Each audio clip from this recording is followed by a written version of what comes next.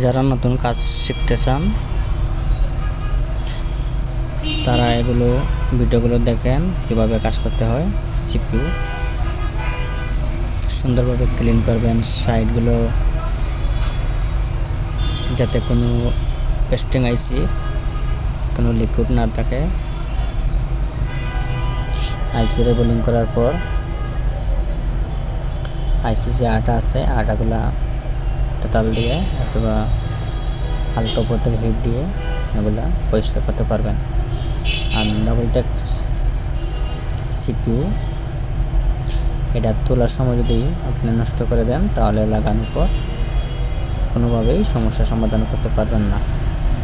আইসি যে ডাইসটা আছে এই ডাইসগুলা আর আগের মতো হবে না, আগের মতো বানাতে পারবেন না। নিখুঁতভাবে খুলবেন। আইসি লাগাতে যত সহজ খুলতে তত কঠিন।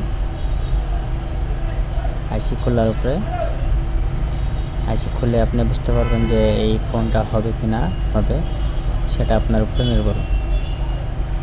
অনেক সময় আইসি হিট বেশি পড়ে যায়, তখন আইসিটা নষ্ট হয়ে যেতে পারে। তখন আপনি আধা ঘন্টা 1 ঘন্টা সময় নষ্ট করলেন, করার পর যে বুঝলে যে কাজ হবে না, তখন নিজের কাছে খারাপ লাগে, কাস্টমারও খারাপ পাবে যে আপনি আমার ফোনটা আগের মতো ছিল, আগেই ভালো ছিল, সামান্য কাজের জন্য আপনি নষ্ট করে দিলেন। অনেকগুলো প্রথম এগুলো নষ্ট হবে 2-1টা, আর আপনি করতে করতে যখন অভ্যস্ত হয়ে যাবেন সুন্দরভাবে কাজগুলো করতে পারবেন।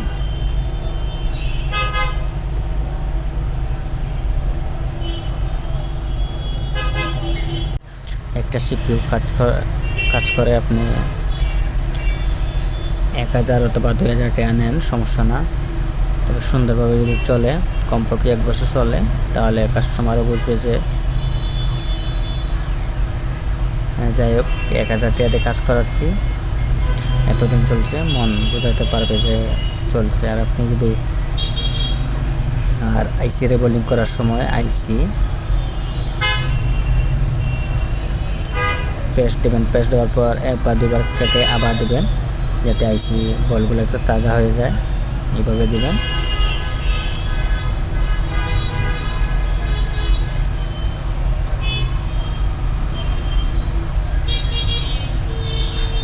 সুন্দরভাবে নিখুঁতভাবে 180 অথবা 200 ভিতরে হিট রেখে এভাবে পরিষ্কার করতে হবে।